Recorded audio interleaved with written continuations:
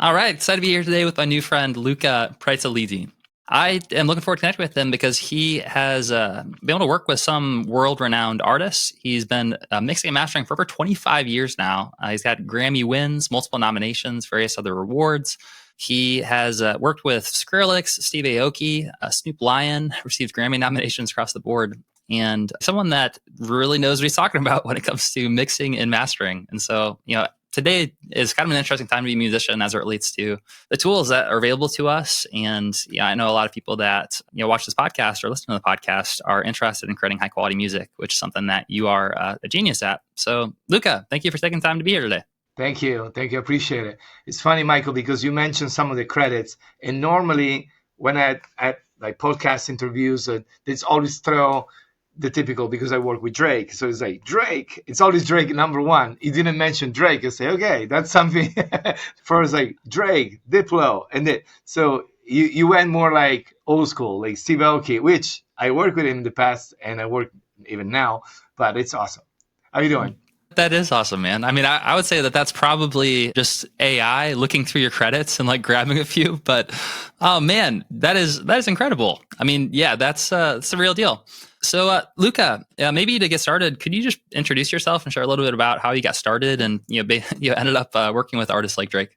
Well, it's a long journey. So, one interesting fact I think about me in general is that I never in my life earned any money outside of music. My only job for my entire life since I was a kid was music related. So, which is interesting because I kind of start super early, and I did a typical 3 years of recording school and mixing school, and I did everything traditionally. But to be able to afford that, I was working on music during the summer. I was doing things. So it was gradual things going into production, then big passion, I think instant understanding of mixing and then mastering later.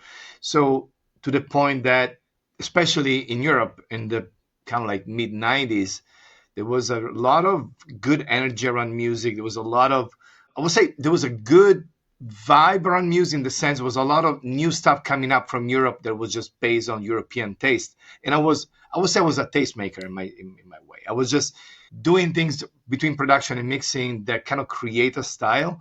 So from there, I relocate in the States in the early 2000, like 2002. I think I choose the best city for the music that I'm most exposed to, which is electronic music. And then I kind of grew up with this city. So there was like a big explosion of electronic music where Vegas was very center in the US in like 2009, 2010. And I became friends with some of my now best clients, became best friends. And we kind of like, I think, developed and we raised the bar together. I did my contribution from the mixing and mastering side, and everyone kind of blew up at the same time. And then, and then from there, from being kind of like a one-man band, became more like a business as a company. Now it's like 10 of us in 4 rooms, and we work on like 500-600 songs a year, from major labels deal to big artists, albums, singles.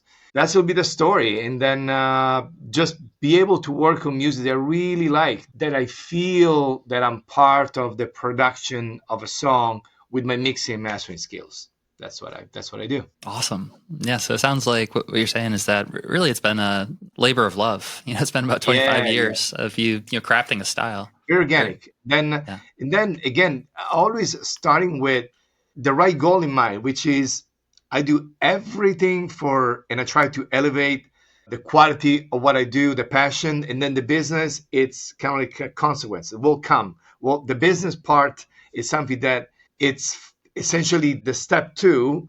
And I see now something that I kind of disagree. A lot of people, they start with too many bullet points, write down, say, I'm going to achieve this, and then this, and then this. But then they raise the bar way too high from the beginning. Well, they look and they say, okay, in order to kind of achieve success, I need to mix this artist, this album. But then they're going way too fast to that point where they're not enjoying all the steps they take you there, which in my case was just like passion of obsess and nerdy about like the technical side of mixing, then be creative. And then eventually when some of those artists understand what you're bringing to the table, what you can do with them to elevate the quality, then others will understand. And then it's a snowball effect at that point. Yeah, so it sounds like what you're saying is that one thing, especially at the beginning, is to not get too wrapped up in the outcome and really focus on the process and getting good. And you don't necessarily have to do shortcuts. It's really just about digging in, being passionate, and getting better one step at a time. Absolutely, for sure. Awesome. So one thing I'm curious to pick your brain on, you mentioned that that you work with Drake, and I know AI in music has been a particularly interesting development. And I'm curious what your perspective is for an artist who's listening to this right now, who they want to create as high quality of music as possible. And let's imagine that they're willing to do it the right way, right? They're, like you mentioned, like they're willing to kind of put their head down and focus on the things that are actually going to get them from point A to point B, and to focus on the process. But they also want to use the tools that are available nowadays. I'm curious what you would recommend that they get started with in terms of the foundation of kind of building their music creative skills. Right. Well, I think first of all, there is one, I don't call mistake, but then one shortcut that some of the new engineers are trying to do that I not necessarily agree, which is I want to be specialized. I want to become a mixing engineer that work only on hip hop. And then this means that I don't need to learn everything else. I just need to just try to mix a hip hop song. I kind of disagree. I think there's a sort of foundation you need to create regardless. So in order to be in sync with another artist, you need to speak the language. So this means you need to have a little bit of music theory. You need to understand what a scale is, what is a D note versus a C note is. Then maybe you want to understand recording. Yes, you're not going to look to be like, you don't want to be a recording engineer, but then understanding recording will make you a better mixer. So then, yes, understand recording, so to record yourself. Then you want to understand an instrument enough to do, again, I want to play chords on a piano. I would say like create a foundation, and then from there you build the base, and then you go up, and then you get your niche, and then you just focus on your niche. But then I think that's very important. Now, tools like AI and everything, they are fantastic utilities. They're fantastic tools. You don't want to trust or base what should be your instinct on a tool. You want to just use that tool. So you want to use like a knife to do something. You want to use like, you want to just use something to speed up the process, or just to focus more, put more attention on something that is purely creative. So my point is create a foundation, understand the culture, the business you're in, understand the foundation of your business. And then from there, use the tools. And then eventually 5 years from now, we're going to have new tools. That's very important. There is a reason why I think even with AI and everything, there is a business for people like myself and other, in our, I would say in our circles, like at least 10 or 15 like myself that I know between LA area and others, where even with AI, we're busier than normal, just because there is not only a brand association you want to record with, you want to work with an engineer that has credits, but because there is a human sensibility that it's something that connects us as a persons, not just as an artist. So again, use the technology, understand the foundation of your business, but then don't forget to be creative, to be you. Makes sense. Yeah. So it sounds like what you're saying is that these are powerful tools, and similar to the past, there's been new tools every 5 years or so. And what it comes down to is that your creativity and sort of how you use the tools and your intention behind using the tools are great. But if you don't do the foundation, if you don't actually have the creative vision and the idea, the intention behind it, then the tools aren't nearly as important. That's very true. And there's another point. Normally, one of the typical questions to me is how you can, work with this guy or the other guy, why decide to work with you, right? And normally there is something more, just the skills. Like, okay, I can mix a record well, but if I'm connected with an artist, it should be something that it's a pure connection that is based normally on the passion for the same culture. We are part of the same. So we are connecting on something. So what I try to say is it's not only skills, it's also sensibility, empathy, understanding, trust. Some of the artists, some actually my biggest client, they use my service because not only I do good what I do, but because they're on tour. They're like running a tour for like 4 or 5 months. For them, sit in the studio or micromanage a project, it's way too expensive. And also they don't have the right mindset. So there is a trust factor to have somebody like myself that I'm working next to them like a teammate, and in order to gain the type of trust. Again, it's not just, oh, you're good. No, I'm somebody that I'm passionate, somebody that I'm very consistent on what I do till the end. So many aspects. So I think fundamentally, if you're a good person, as a person, that's a great start. And then from there, if you have great skills, if you have good communication skills, so many little elements. But normally it comes very organic, all this, you know? And then something's not working, you can put your attention to improve certain parts of all this. That makes a lot of sense. Yeah, so it sounds like what you're saying is that the skills are obviously important, but equally just as important is actually the relationships and how you show up and the trust that you're building and the network. Maybe we could go a little bit deeper into that, because I'm sure you have a lot of people that reach out to you that are just sort of like, gimme, or maybe like they want to be connected, like you mentioned, to certain artists. They might be wondering, like, how do I shortcut? How do I do this? And clearly, someone that gets to operating at a level that you're at, a lot of it comes with the networking and the connection, the relationships, the trust, like you talked about. So I'm curious what you would advise for artists who maybe they're earlier on, maybe they haven't really established some of those root connections yet, but they want to do it in the right way. How do they show up in a way that allows them to organically build these connections without kind of turning people away? It's a good question. I think that there is certain things that we can do on the early stage of our career that have no cost for us, which is our skills, prove what we can do, versus buying marketing or buying ads or buying followers on Instagram. All this, you're spending money, and then you're trying to artificially build something where if you put all your effort on your skills, and then what you do, something I recommend to other engineers like myself in the early stages, if you really, really like one artist, if you really feel that you can improve the quality of his production, you can, thanks to you, they can get a better sounding songs out. The best things to do, cost zero, is to reach out, and there is a good percentage they're not going to reply to you, but again, there is no cost to try. So you reach out and say, hey, I'm a fan of your song called so-and-so. I would love to send you my interpretation of the mix down of your song. Send me the stems and then keep it. If you like it, you might like it. Think about me next time you make a song. So now, from the artist perspective, there is no cost involved, nothing to lose. The song is already out.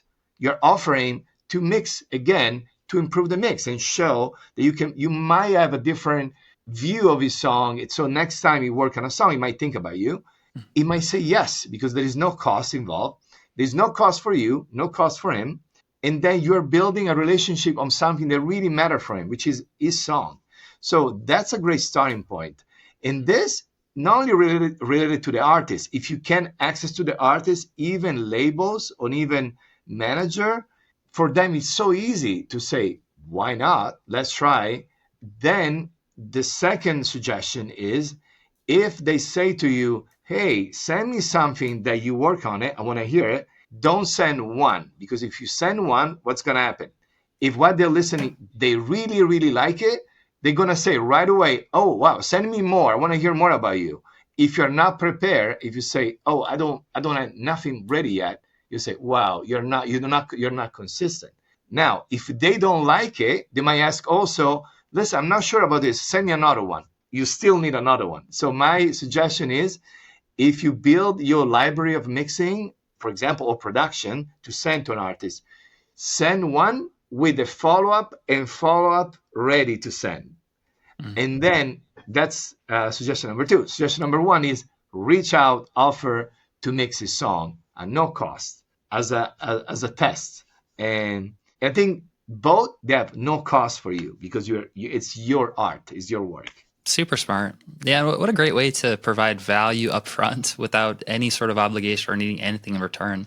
You know, that reciprocity seems like it always finds its way back But it's somehow. another point, Michael. If you tell them, I want to mix your new song, God, this guy has too much trust. Say, wait, I'm not going to trust. I'm not going to give stems or song is not out yet. I usually work with this guy. Why don't you go to that guy? But if you say, no, no, no, no, I loved your song so much. I want to do a mix of the song that is out right now, just for you to listen. This is more like say, okay, loved it. Let's do it. So uh, this is like I would say the third part of this is building industry support. It's way, way more important than try to build immediately commercial support like from Instagram. And just industry support is you try to have other peers, other people in your industry become your promoters, like support you, and just go to others, say, you should check this guy, it's really good. That part is harder, but then if you're able to do that, then you can multiply. Now somebody say you should check this guy, is good, it makes it really good.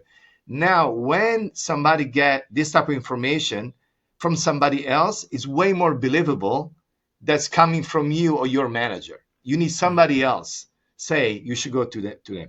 That was my story. Here I start working with smaller artists. Then eventually one of the artists was producing for Diplo's label, Mad Decent. And Diplo listened to the track and said, wow, that's actually really good. I want to reach out because this guy did a really good job on somebody else's song. I want to see he can work on my music. Then when I did that, it was just like one go to the next one. There was snowball effects of industry support first. For the first couple of years, I was getting support inside the industry. And then after that, became on the surface. And then it went on the commercial level.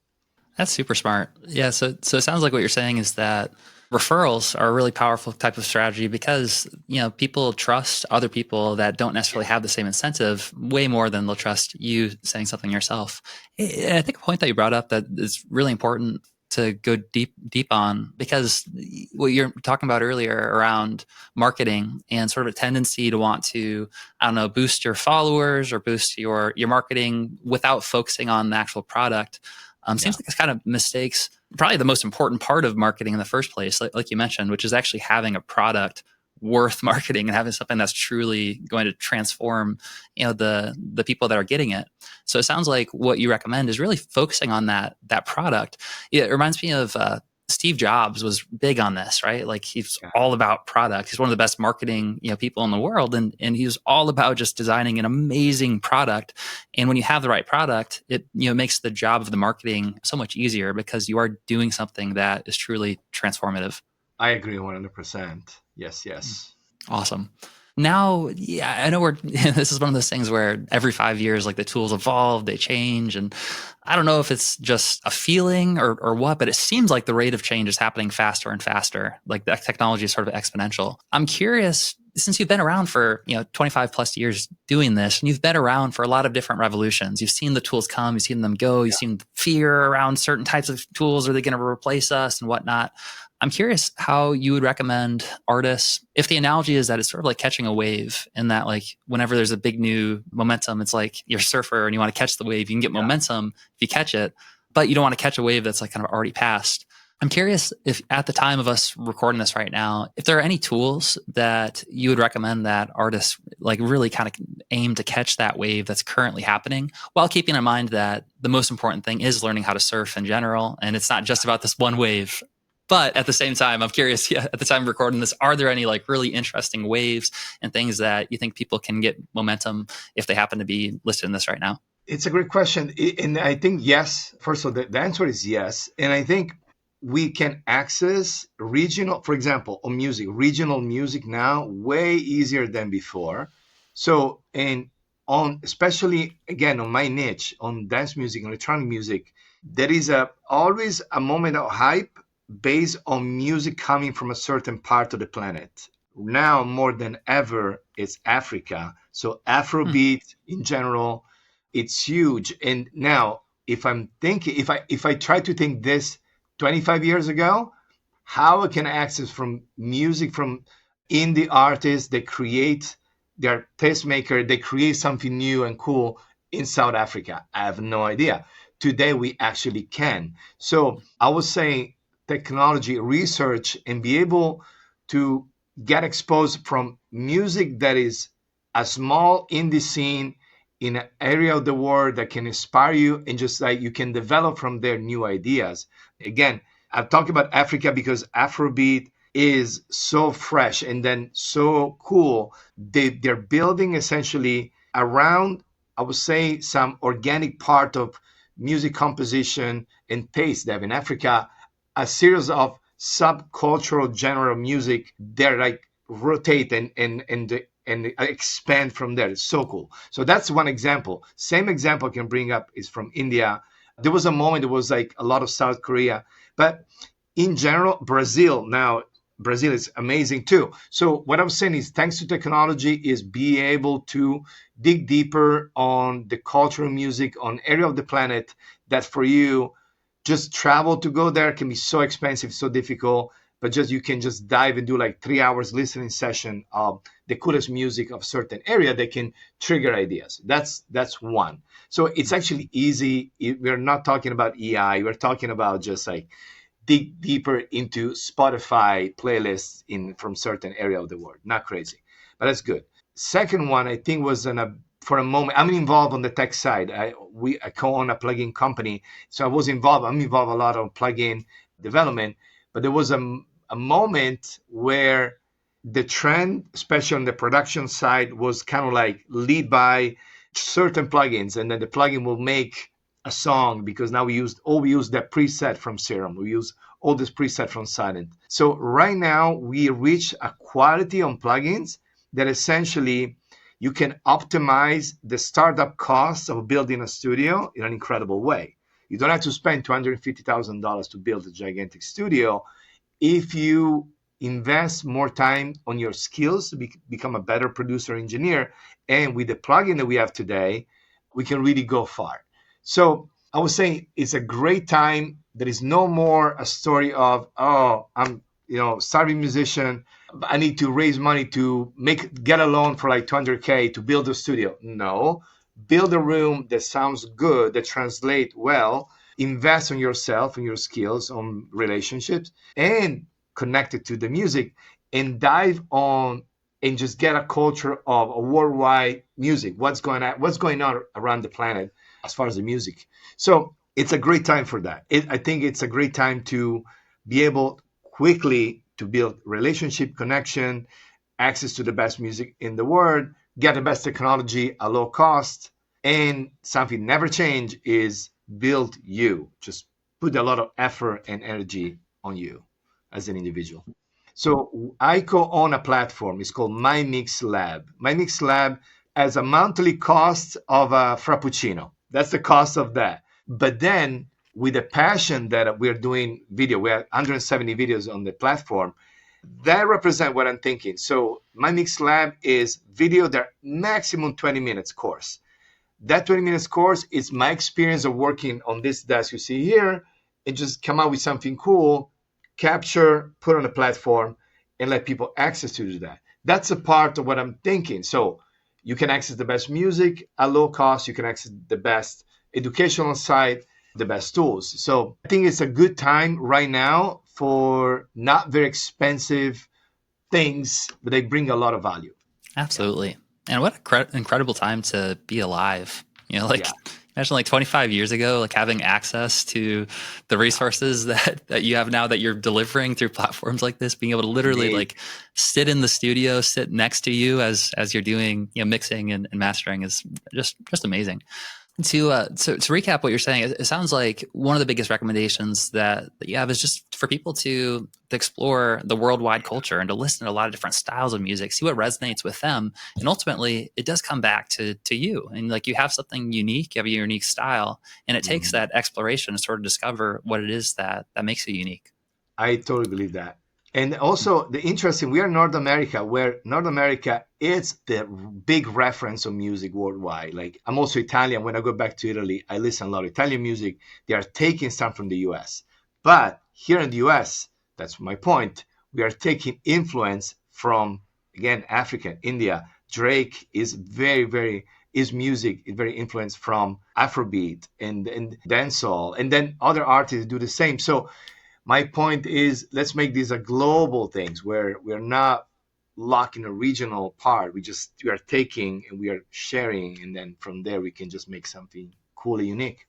Awesome. Yeah, so you briefly mentioned that you have a plugin that you've been working on. I was curious to hear a little bit more about the plugin or plugins. Yeah, no, yes, exactly. So we co-own a line of plugin with Acustica Audio, which is a company in Italy, good friends, and then we own the technology. We have in-house developer, and also we have developer in Italy at Acustica, and we have a series of plugins. Also, we do with other producer and artists. So in the past 5 years, I did plugins with Mike Dean, Greg Wells, Dave Pensato, Josh Goodwin, with a lot of people. And then the way the plugin start and finish is essentially I'm using different tools to achieve a certain result. And I feel that I'm missing certain things on those tools, then be able to build a plugin that allow me to combine on one my tools with addition of something that I can find.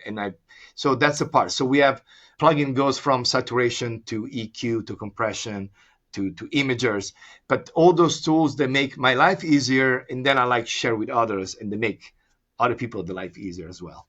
Awesome. Yeah, it definitely seems like plugins are similar to what you talked about earlier with having like tools. And, it's great to have tools, but also it's important to know like how to use the tools.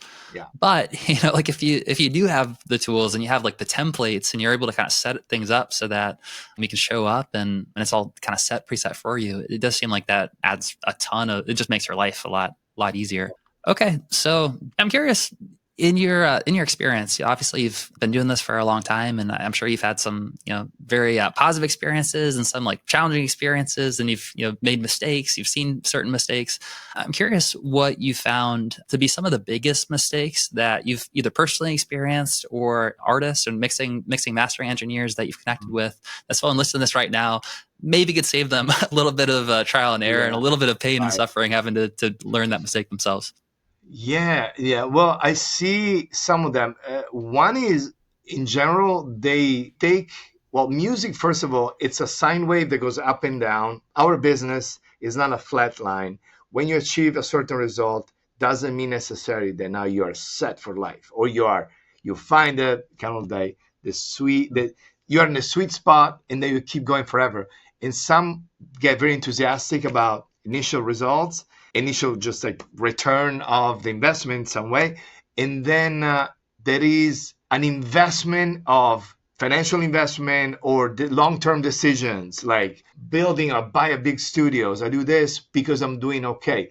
I'm more conservative in that way. We build and we own a nice facility, but we did this running between small room around town, around Vegas. And then we had a studio inside a casino. And we finally bought a building and we built a facility.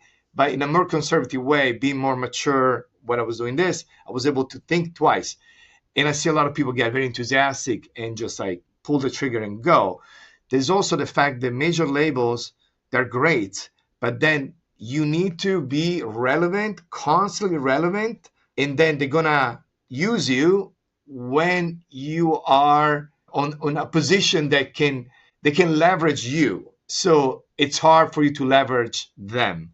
So don't get too excited in early success. So my point is build something that is sustainable, create a foundation, be conservative, and try to stay on a state of flow when you're working. If you have too many distractions or too many concern, or if you're pulling the trigger too many ideas too quick, then now you need to sustain those. So one is make it in a way that it's manageable, and then you can build over time. Don't get too fast. That's one. Another one is about social media that sometimes, to me, it's a little annoying because I see over pushing one success. So people that are squeezing, they did something good, and then now for the next 6 months they keep pushing and bragging and this about this particular, right? And this from the outside sometimes feels a little bit too much, feel like desperate. Say, okay, you have credit in a good song, that's great, but focus on the next one. Focus to keep working. Don't overly, squeeze this success to try to build a hype and bring more. Because yes, let people know what you do, what you're up to, but don't exaggerate. Two different things, but both they're like, my vision, or like what I'm observing from looking from outside. Yeah, it makes a lot of sense. Yeah, I mean, it seems like both of those maybe are two sides of the same coin in that, it sounds like really the recommendation is that you have to have perspective to sort of understand that, what is the phrase, this too shall pass. And it's kind of like a sine wave, like there's ups and downs. And so you see that when there's the ups, which they happen, then people sometimes get really excited, enthusiastic, and kind of plan as if like it's always going to be up, up, up, up, up, when like you really do have to prepare for the ups and the downs. Got it. Yeah, there was one case that's really about our company, Studio DMI. So in this year we started Dolby Atmos mixes. Well, now it's 2 years, and we started Dolby Atmos mixes. We built a beautiful studio, but then instead of keep pushing, we're gonna do the best mixes in Atmos. It's gonna be the best. We are the best. It's something that actually makes me feel uncomfortable even to say that. We worked so hard, and in 1 year, not me. I'm not Atmos engineer. Rob, the work on the Atmos room, does that. In 1 year, we had here U2, Daft Punk, Skrillex, everything 1 year, and we let people know after we did this year. We're very proud of our work, but we never had the intention of squeezing the facts to say, guys, U2 are here in the studio. So what I tried to say is we did the best job to build the best room. Rob did an amazing job to become an incredible Atmos engineer. And then we had U2, and then we did Daft Punk, and then we did more, So yeah, the story is essentially put the effort to become really good, and then eventually let people know what you do. Don't flip the things where it's all about, pushing and pushing and pushing, because it gives a weird feeling too when you listen, somebody overly promotes. It makes sense. Yeah, it seems like it kind of comes back to the point that you brought up earlier around, how the best kind of promotion is when other people are promoting your product because, because it's so good. And the same thing applies to when you're over promoting yourself or kind of, leaning too much into one success that you had, then you're not maybe spending as much time as you could be spending just getting better and, providing more value, creating a better product.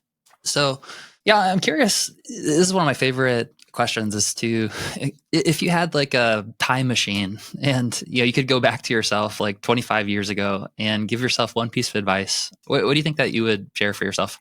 I think I made good choices through my career. Probably be more selective and understand the amount of time and energy that you are investing with others, that if those people they're not in line with you, you can't force it. So one things maybe that I did in the past that I would love to change if I can go back is, if you have the first feeling that the person is not in line with your vision, even if you like the person, don't try to force it, because eventually the person will go back on the old way. So it's probably better to make sure you are in the same mindset, aligned with people that you want to work with from the moment you start. If you are forcing that relationship to make it work because you have empathy, because you like the person, eventually it's going to be an investment of time and effort that is not going to have a good return, versus invest more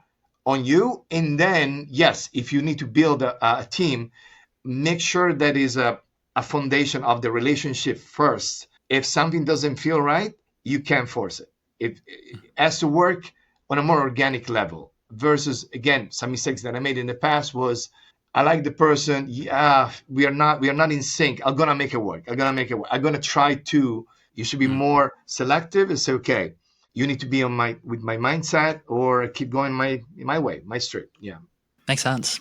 Yeah, that's super valuable. So it sounds like one of the biggest lessons is learning how to trust your intuition and trust your gut. And if something Absolutely. feels kind of off, Yeah, then you can try to force it. And sometimes in the short term, like you can get around it, but generally that comes back, and that's something you've realized that, yeah, rather than forcing it, that you want to find that alignment from the start. for sure. Good stuff. All right. Well, man, it's been really great to connect. I always appreciate the opportunity to meet people like yourself who, have built, on the right foundation, right? And it's a test. I use this analogy a lot that, when you plant a seed, then there's kind of this time horizon where like you have to nurture it, you have to let it grow, and at the beginning, like the roots are forming. You don't have to necessarily have the fruit right away. And eventually, if you do the right things, you keep nurturing it, then the tree can blossom, the fruit can fall. But it is really helpful to be able to connect with people and be able to, when you see the fruits are falling, understand that there's a process that they went through, and understand it is just about taking one step at a time. So, Luca, thank you. Thanks for coming on here to share your experience with the community here. And last question is, you mentioned that you've been working on some resources to be able to help artists and mixing mastering engineers to be able to improve their craft. What's the best place that they can go to connect more or learn more about the resources that you offer? I recommend two places. One, well, my Instagram. I'm so extremely active on my Instagram, and also it's a way to, from me, go everywhere. But mymixlab.com, it's our platform, and it has also a very cool and active Instagram account where weekly I give away little teaser of the actual courses on the platform. Again, the platform costs like $12 a month. And it was just to justify the fact that you are making a commitment, to pay something. But the idea is to let new producers get access to idea, mindset, not necessarily long courses with a big curriculum. It's just more like idea, mixing idea, production idea. So I recommend to check it out. It's pretty cool. Awesome. Well, like always, with the links in the show notes for easy access, and there really is something about just about being in the room. Being in the room with someone like yourself that has put in the time, put in the work, as a network. There's like an osmosis that kind of happens. So, on behalf of the whole community, thank you for sharing, some of the wisdom, some of the lessons that you've learned, and looking forward to talking again soon. Take care. Yeah.